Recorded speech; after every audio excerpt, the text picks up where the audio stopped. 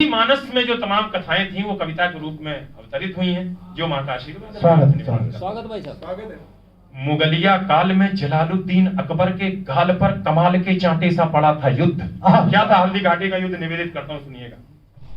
मुगलिया काल में जलालुद्दीन अकबर के गाल पर कमाल के चांटे सा पड़ा था युद्ध। राजा मेवाड़ के प्रताप महाराणा उनके माथे पर सोने के मुकुट सा जड़ा था युद्ध। हल्दी की घाटी में वीर परपाटी में मेवाड़ की माटी में मौत से अड़ा था युद्ध। पूजे युद्ध, अन्न युद्ध, घोड़े पर बैठ लड़े शेर, वहां शेर पर सवार बबर शेर ने लड़ा। भारत की माटी का बंधन अनेक बार चंदन समान इसे मस्तक लगाता हूं। राजा मेवाड़ के प्रताप महाराणा उन्हें श्रद्धा की शौर्य शब्द समिधा चढ़ाता हूं। वीर रजपूतों की वसुंधरा ये वीर भूमि, रंगीले राजस्थान को मस्तक झुकाता हूं। तालियों की गूंज से हौसला बढ़ा दो आप, चेतक की टापों की गूंज सुनवाता हूं।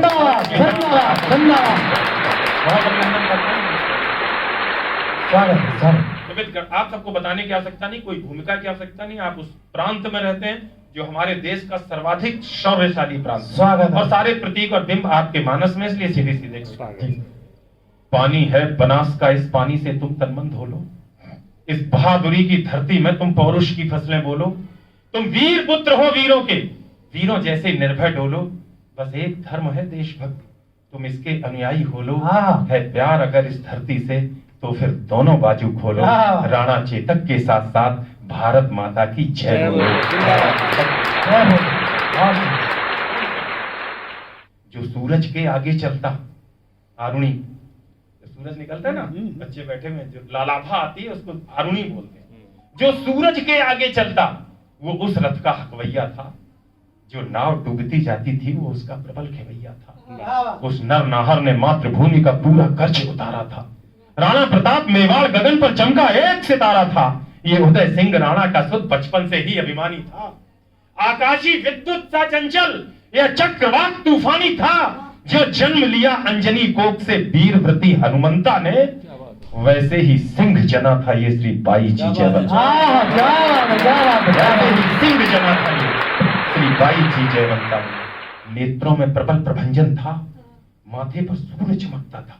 अंतस की आभा से मानो पूरा ही पिंड दमकता था। जो बाल भास्कर घोर प्रहर से प्रतिक्षण बढ़ता जाता है, वैसे ही ये मेवाड़ राज्य का सूरज चढ़ता जाता है। जैसे जैसे भुजदंडों की मछलियां अकड़ती जाती थी, वैसे वैसे मेवाड़ भूमि की चिंता बढ़ती जाती थी।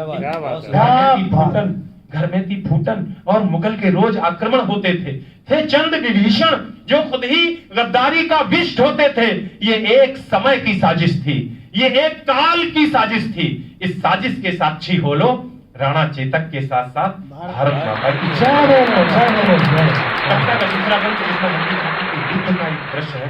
खासतौर से मैं अपनी नौजवान पीढ़ी से और आप सब दोस्तों से निवेदन करता हूं, अगर आपको लगे कि हल्दी घाटी का युद्ध घटित होते हुए दिख रहा है, चेतक कुंभलगढ़ से और हल्दी घाटी से चल करके आज जयपुर अपने प्रदेश की राजधानी में आ गया और इस छोटे से कक्ष में आकर के आज अपनी ताल दिखा रहा है, तो तालियों के विस्फोट से मुझे सूचित कर। मुगलों के राजा अकबर ने षड्यंत्र रचा आघाती था, लेकिन प्रताप का तेवर भी तेजाबी था, प्रतिघाती था। अकबर ने राजा मान सिंह को सेनापति बनवाया था। रजपूती सेना के खिलाफ रजपूतों को भड़काया था। रणक्षेत्र बनी हल्दी घाटी, चतुरंग शत्रु अड़ी अड़ी हुई, उसके विरुद्ध थी राणा की बलिदानी सेना खड़ी। इस बीच युद्ध के शंख बजे, रणढोल बजे, मृदंग बजे, हरियाल बजे, घनन घनन, जो झारू युद्ध जंग बजे, बजुठी तेज तलवार बजी, मुगदर बरछी करवार बजे, बंदूकों की सहनाई संग, तोपों के मुखर से तार बजे, धनुषों की डोरी धन धन और तीर बोलते सन सन, घोड़ों की घंटी टन टन, हाथी का घोड़ों की घंटी टन टन, हाथी का घंटा घन घन, अरे सिर कटकर गिर जाते थे। क्या बात। राजस्थान के इतिहास से एक शब्द भी दाएं बाएं नहीं होगा। दो नाम लेना चाहता हूं, पारीक साहब, किशोर पारीक साहब, आपने यहाँ के इतिहास का अध्ययन किया और सारे बच्चे जानते हैं, कल्ला राठौर और जयमल राठौर, यह तो प्रणम्य है। एक के पैर में गोली लगी थी हल्दी घाटी के युद्ध में, युद्ध दूसरा बन पड़ रहा था, निवेदित कर।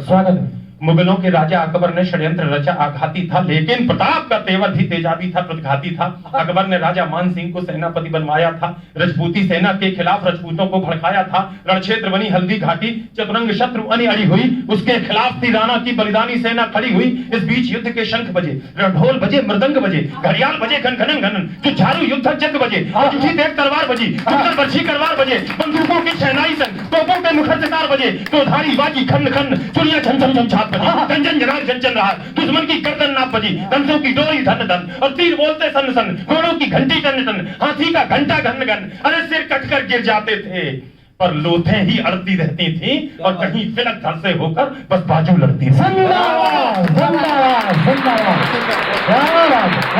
कहीं फिलक धर से होकर बस बाजू लड़ती रहती थी। जिसको भगोड़ देता चेतक, उसका बख्ता कट जाता था, जिसको भाला घुस जाता था, गुब्बारे सा फट जाता था। वो नीले घोड़े का सवार तूफान दिखाई देता था, जिस ओर निकल जाता चेतक शमशान दिखाई देता था, जिस ओर निकल जाता चेतक शमशान दिखाई देता था, जिस ओर निकल जाता चेतक शमशान दिखाई देता। चेतक को लेकर के आता हूँ इस हाल में, बच्चों अच्छा लगे तो साथ। नीले घोड़े का सवार तूफान दिखाई देता था, जिस ओर निकल जाता चेतक शमशान दिखाई देता था। टप टप टपाक टप टप टपाक टप टप टपाक टप टप टपाक पंजाब सुनाई देती थी। चेतक दिखता थोड़ी ना था, बस टाप सुनाई देती। चेतक दिखता थोड़ी ना था, चेतक दिखता थोड़ी ना था, बस टाप सुनाई देती थी। उस नीले घोड़े का कौतुक देखो, अपनी आंखें खोलो, राणा चेतक के साथ साथ भारत माता के सबसे तेजस्वी और आत्मीय बंद भरता हूँ। आज जिन देशभक्तों के बीच बैठा हूँ, जिन राम भक्तों के बीच बैठा हूँ, उनके सामने पूरी हिम्मत के साथ मैं पढ़ता हूँ। लोग कम है लेकिन पूरी एनर्जी के साथ मैं भी पढ़ रहा हूँ, आप भी साथ ही। स्वागत। भैरव बन गया त्रिशूल और दोधारी झंडा बन बैठी। फिर रक्त बीज बन गए मुगल, बरछी चामुंडा बन बैठे। बैरी को तक्षक थे प्रताप, फुंकार बन गया था चेतक। थी सूखी घास मुगल सेना, अंगार थी सूखी घास मुगल सेना, अंगार बन गया था चेतक। एक नाम और लेता हूँ, सुल्तान खां, कुछ लोग बहलोल खां भी कहते हैं। हल्दी घाटी के युद्ध में इतना दुर्दांत था, इतना बड़ा 7.5 फुट का लंबा था, 7.5 फुट लंबा, इतना आतताई। अगर सनातन परिवार के बच्चों को देख लेता था, 2 महीने के, 3 महीने के, 1 साल के हिंदुओं के बच्चों को देख लेता था, तो दोनों हथेलियों में दबा करके उनकी खोपड़ी चकनाचूर कर देता। अकबर को इतना अहंकार था कि ये तो किसी से जीत ही नहीं सकता। एक बड़ी बात कहता हूं, हल्दी घाटी के युद्ध में राणा के सामने पड़ गए सुल्तान खां उर्फ बहलोल खां। राणा ने 5 मिनट तक ऐसे खिलाया जैसे बिल्ली चूहे को खिलाती है। 6वें मिनट में अपने घोड़े से छलांग लगाई तलवार के साथ। इतिहास के पन्ने पलट के पढ़ लेना। और वो प्रहार किया, सिर्फ ताड़ करा, सिर कटा, धड़ कटा, घोड़े के भी 2 टुकड़े हुए और दोनों टुकड़े अलग पड़े हुए थे। वो महान योद्धा महाराणा प्रताप।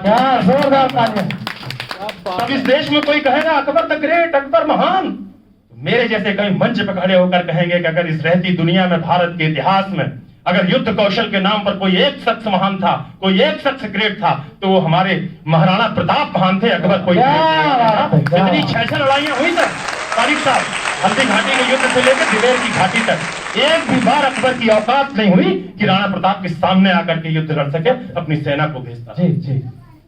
मुगलों के राजा अकबर ने षड्यंत्र रचा, आघाती था, भैरव बन गया त्रिशूल और दोधारी झंडा बन बैठी। फिर रक्त बीज बन गए मुगल, बरछी चामुंडा बन बैठी। बैरी को तक्षक थे प्रताप, फुंकार बन गया था चेतक। थी सूखी घास मुगल सेना, अंगार बन गया था चेतक। मुगलों की अभिमानी घुड़की पल में पुकार हो जाती थी, जब तक वो अल्लाह कहते थे तलवार पार हो जाती थी। जब तक वो तलवार पार हो जाती थी, जब तक वो अल्लाह कहते थे तलवार पार। बैरी के सर पर था चेतक, आंखों के आगे था चेतक, हाथी के ऊपर था चेतक, छाती के भीतर था चेतक, छल में चेतक, जल में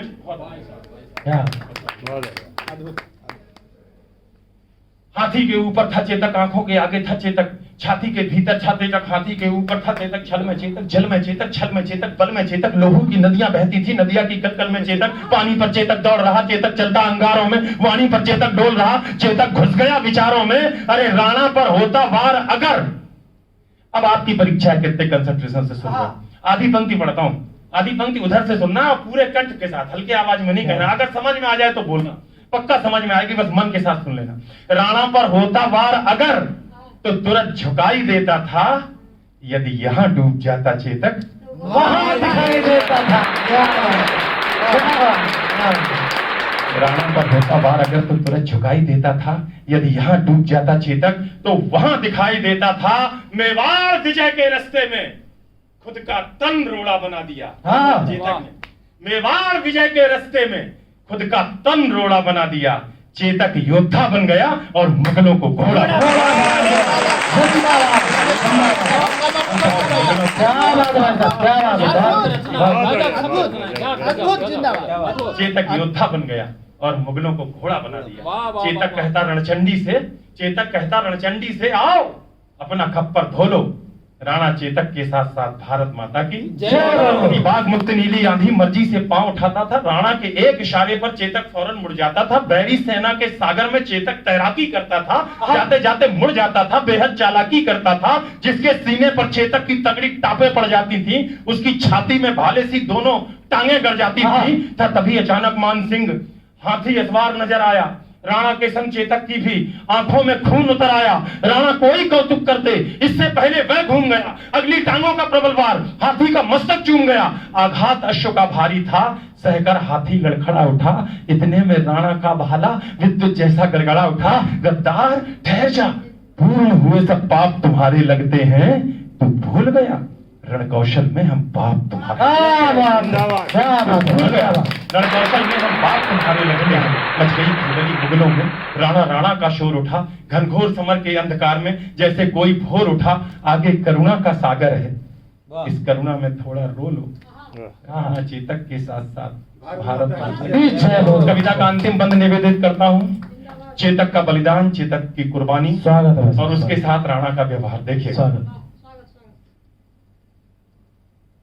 राणा के प्रबल प्रहारों का न तोड़ दिखाई देता था, न हल्दी घाटी में चेतक का जोड़ दिखाई देता था।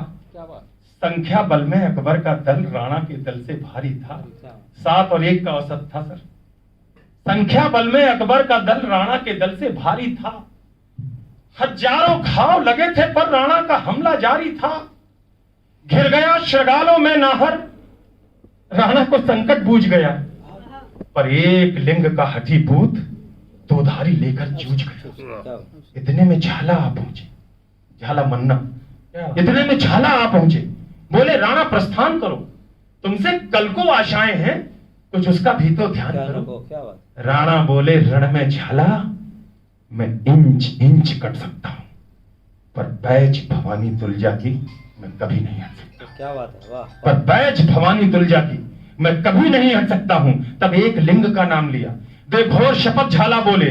दुश्मन का वार लिया खुद पर, होकर लथपथ झाला बोले, इनको मैं धूल चटा दूंगा, देखो तुम कल के मंगल को। झाला ने कसम दिलाई तो राणा चल निकले जंगल को। बढ़ते बढ़ते राणा मग में 21 गज का नाला आया। चेतक का तन था लस्त पस्त, लेकिन जैसे ज्वाला आया अपनी पूरी ताकत समेट चेतक फल्लांग लगा बैठा। राणा की रक्षा करने को अंतिम छलांग लगा। स्वामी भक्ति का पाठ सभी को सिखा दिया। करवट लेकर बेजान शीश राणा चरणों में टिका दिया। फिर लगा अचानक घोटक ने जैसे अपना मुंह खोला। चलते चलते जैसे शहीद चेतक ने बस ये बोला हो, मालिक मालिक मालिक मेवाड़ घराने का मैं कर्ज चुका कर जाता हूं। माथा सहलाकर विदा करो, मैं फर्ज निभाता।